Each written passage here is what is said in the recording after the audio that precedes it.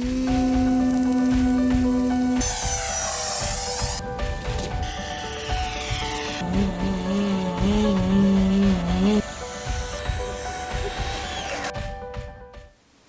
up everybody, you're watching Model Aviator, I'm Adam, and this week we have E-Flite's latest UMX offering, the P-51D Voodoo.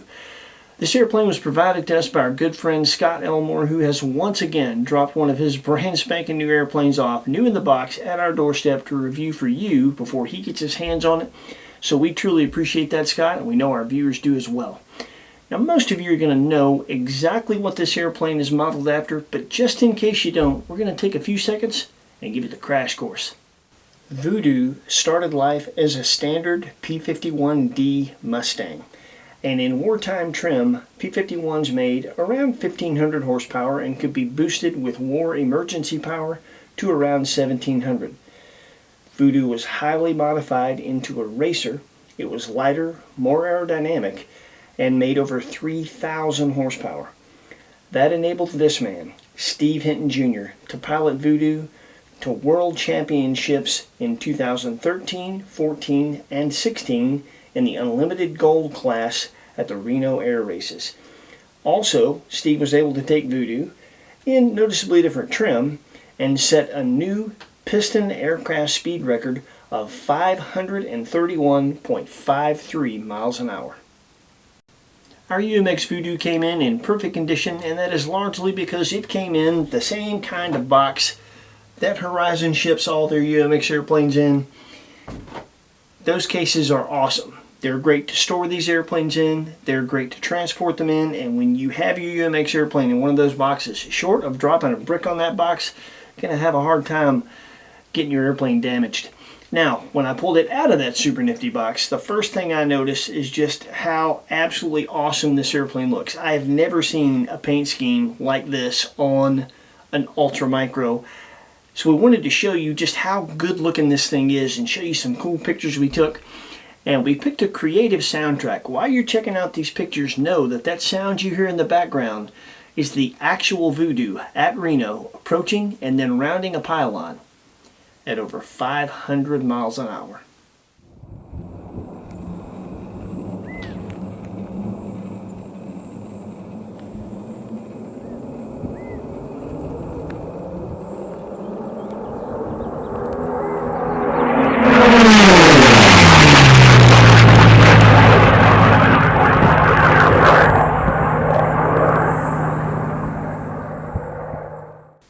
The UMX Voodoo comes as a bind and fly and comes equipped with AS3X and safe. When you bind it to your transmitter on most Spectrum transmitters, that's automatically assigned to the gear switch or switch A. Some of you will recognize this mold. While Horizon took the time to make this airplane look absolutely awesome, they didn't change a mold, and I get that. Making a new mold is crazy expensive, so it has the regular P-51D bubble canopy, not the Racer Boy super aerodynamic canopy and the turtle deck that the actual full-scale Voodoo had, but this one is basically a P-51D with the Voodoo paint job, and that's okay with me. This is a mold that they've used before. They had a P-51D Mustang BL, or in other words brushless, and it was basically this same airframe. This airframe has a 19.4 inch wingspan, its length is 17.3 inches, and it's advertised to weigh about 4 ounces ready to fly. Now, one of the new things about this airplane is it does come with the new, and something I love, this has the new 3S power system. Now, it is technically a 2S or 3S power system. It's engineered with a much larger brushless motor, and to take the new Spectrum 300 milliamp 3 cells or the 300 milliamp 2 cells that they make now, I don't know why anyone would fly these things on anything other than 3S. They've got so much power, so much climb rate, and if you don't want all the power and climb rate, that's okay. Just throttle back.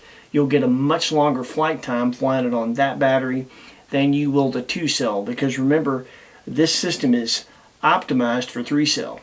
It's acceptable on 2-cell. You're going to be in the throttle with your 2-cell a lot more to do the things that you'd want to do with a P-51. And you're not going to be capable of doing half the stuff that you can do when you're running on this. Now, one interesting difference, we are blessed here to have one of each of these airplanes, the new UMX series with this new brushless motor 3S system. We have the Timber X and the Pitts. Those have a 1900 kV 10-pole motor. Voodoo has a 12-pole 2150 kV motor, and of course a 4-bladed prop that is a lot smaller than scale, but it looks scale and cool nonetheless. I imagine that that is basically to make this airplane fast, and as you will see in the flying footage, when you give this thing the beans, it is just that. It is fast. It's probably the fastest ultramicro I've flown since the old Striker. I want to say it was the F-27 Striker or something they made years ago. That thing was crazy stupid fast. Next to that, this is the fastest ultramicro that I've flown so far. So that is pretty cool. So that is pretty much the rundown of the airplane. Obviously, it's a 4-channel. It has aileron, elevator, rudder. It does have a steerable tail wheel, and you can remove the gear and hand launch it if you'd like. And now we'll show you how easy that is to do. Getting the gear off Voodoo is pretty simple. Your steerable tail wheel simply pulls straight out, give it a little wiggle, and that's it. When it comes to taking your mains off, you have to unclip the gear door from the wire. Then once you do that, you want to pull it at an angle, wiggle it a bit, and out it comes. Then get a good grip on the wing and press on your gear to loosen it from the clip closest to the gear. Then you can rotate it out of the way of both clips, pull it straight out, and that's it. You do that, and you have a P-51 that looks the way it should look with the gear retracted. So when it comes to setting up the Voodoo, the manual is pretty comprehensive. It gives a really good starter setup. I would just recommend doing what the manual says. Set your Voodoo up that way, fly it, and make adjustments from there to suit you. That's what we did. We did make some adjustments. So we're going to show you some flying footage. You'll see our setup page with basically the throws and the expo that we settled on. One of the things that the manual tells you is 10% expo. That doesn't sound like enough. That's because the airplane with AS3X has some built-in expo in the gyro, so there's already some there. 10% is just a small addition to that. You may need more, you may need less, just depends on the individual, but you can see our setup page to see the throws that we settled on and the expo that we settled on, and you can see the batteries you're using and the weight of this airplane as we weighed it, as we flew it, both gear on it and gear off of it. So check that out. Check out the flying footage. This is going to be kind of cool. What we did is a little creative edit where we took it off, and then of course we cut in, and all of a sudden the gears are retracted and you see the airplane fly gear off, and then of course the gear gets put back down and we land it with the gear on it. And then we'll show you a little bit of footage of the airplane doing just a few aerobatics with the gear on it, and then we'll show you a belly landing gear off just so you can kind of see how that goes. Hand launching it is a no-brainer. Put it in safe, let it go, flip it out, and go for it. So check out this flying footage, and we'll see you back here, and we'll sum it up.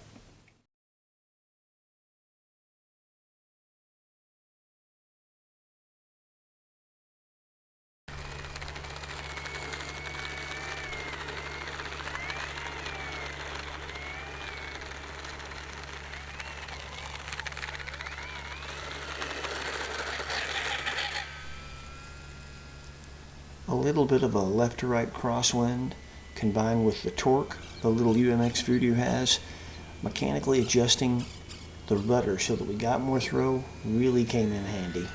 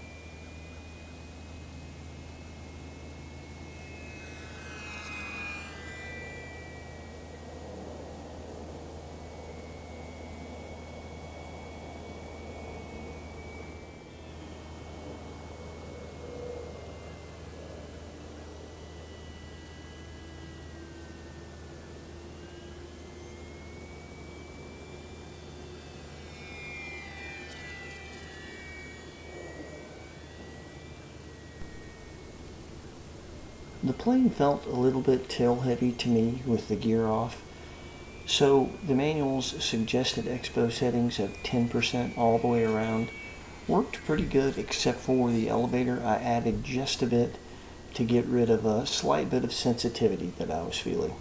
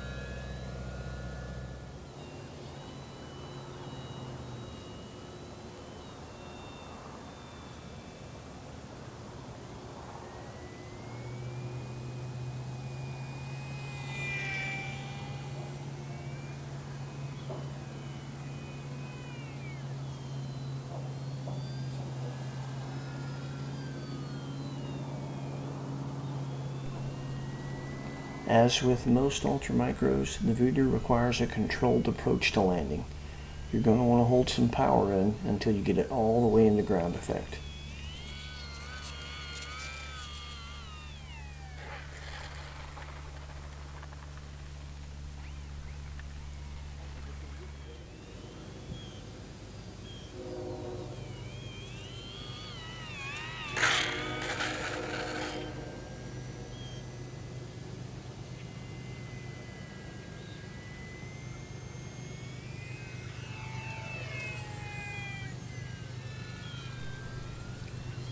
Voodoo flies well with the gear on, and you can pretty much do any aerobatics with the gear on that you can do with the gear off.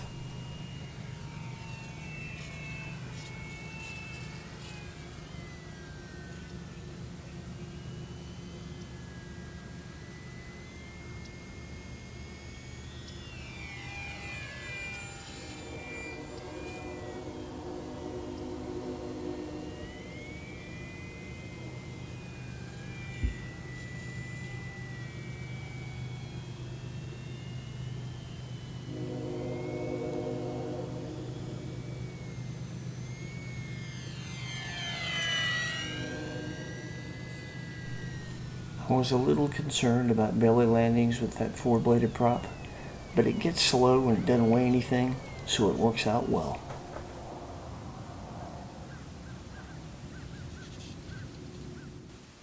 There's a lot to like about the Voodoo. First and foremost, that paint scheme. If you are like me, I love the Reno Air Racers as much as I love the Warbird. Well, maybe not that much, but I do. I get the attraction to both, and this is one of the more colorful airplanes that's ever raced at Reno, and it's one of the better looking planes that I think ever raced there. This is just absolutely wild, and I love it, and it's really, really useful. This is a powerful, fast airplane when you're using the batteries that we prefer, which is the 3-cell 300 milliamp spectrums, and it gets out there quickly. The contrast between the top and the bottom of Voodoo make this airplane easy to keep oriented with in any color sky. It doesn't matter if it's cloudy, blue, overcast, it doesn't matter. You're going to be able to see this thing unless you just get absolutely stupid and take it out there to it. Well, it's a little speck, then you can't see anything then. But anyway, the paint scheme is useful, and the airplane does fly well. I really do like the way this airplane flies with the gear on. Horizon is doing something a little bit interesting. They're picking out a panel line and having you measure forward, which actually makes finding the definitive balance point a little bit easier, to be honest with you. A lot of people get confused about P-51s. They don't know whether they should measure from here or here, and there's just confusion sometimes about that. There's no confusing where they want you to go and where the spot is here, and that spot, which is 8 millimeters from this panel line, which you can see in the manual, the airplane with our battery in this position, all the way forward in the battery tray, it balances perfectly on that spot with the gear on. However, when you take the gear off, it's a little bit tail heavy. It's behind that, and it's something that I could feel in the air. I was having to put a decent amount of down trim to counter for that. And of course, anytime you have to put a decent amount of down trim in the airplane, more than just a couple, 3 clicks, and this was definitely more than that. It was more like 8 or 10 clicks. That's going to cause you a problem at varying speeds. It'll be perfect at one speed. If you go faster or slower than that, it's going to annoy you. Now, a lot of people online that fly this thing don't even mention that annoys them, and that's because they're flying this thing balls to the wall the whole time. If you pick a speed, pretty much stay there, it's not going to be a problem. And I'm a really picky guy when it comes to setup. I'm a feel pilot. I feel everything. And if something is not exactly the way I personally want it, it bugs me and I have to fix it. I can't stand it. So, for me, if this were my airplane, and it isn't, bear in mind this is Scott, so I didn't do this, but an easy fix would be to just add a tiny bit of ballast right here. I'd love to get it more forward than that, and if you wanted to take the airplane apart, which I wouldn't, personally, I just wouldn't go to that much trouble and take a chance on messing up this awesome paint scheme, you could fiddle around and find a place up here, maybe, inside the airplane. I don't know because I haven't been in it, and I'm not gonna. But if it were mine, I actually did test it with a 1/4 ounce of weight right there, and the battery butted up against it. I didn't batten it down, and that made a very, very big difference, a little bit too much of a difference. At that point, it was a little bit nose heavy. As you can imagine, a 1/4 ounce of weight on an airplane no bigger than this is a lot. However, I think if you were to cut this in half and put it there, I think it'd be perfect, at least for me. Again, I didn't do that because it's not my airplane. I'm going to tell Scott what I think of it. He's going to fly it. He may love it exactly the way it is. I think a lot of people do, but for me, I'd have to make that change to really love it. I like it. Easy fix to make me love it. So if you feel the way I do, it's no hill for a climber. You do just a tiny little bit of modeling, and it's got a big wing, a lot of power. You'll never know that ballast is there, other than the fact that it'll just fly better. So yeah, that's pretty much what we think of it. The only other thing, and you may have seen this in the setup page, if you didn't, you can go back and check it out. It's there. We did make a mechanical adjustment to the rudder to get more throw because it did not have, it had enough throw to counter the torque in no wind, but we flew it in a really small quartering cloth wind, not much, 3 or 4 miles an hour. It's not bad, but for an airplane this small and this light, that's a lot. And I ran out of rudder trying to hold this thing straight on a nice long, scale takeoff. So we added some rudder, and that made all the difference in the world. Did not affect the corrections of the AS3X at all, so you could do that if you so choose. We like it. We'll leave a link in the description where you can go straight to Horizon Hobby and get yourself one of these if you would like to do so. If you have not subscribed to our channel, please do. Hit that bell. It doesn't cost you anything. You won't miss an opportunity to watch anything we come out with if you'd like, and we put a lot of community posts up where we kind of tell you what we're doing, and we do some pretty fun multiple choice things and get our community's opinion on stuff so that we can, you know, kind of mold our content for what you folks want. So check it out if you haven't. We really appreciate it. It helps the channel. Thank you for watching this. Take care of yourselves and join us next week where we'll have something else cool with wings.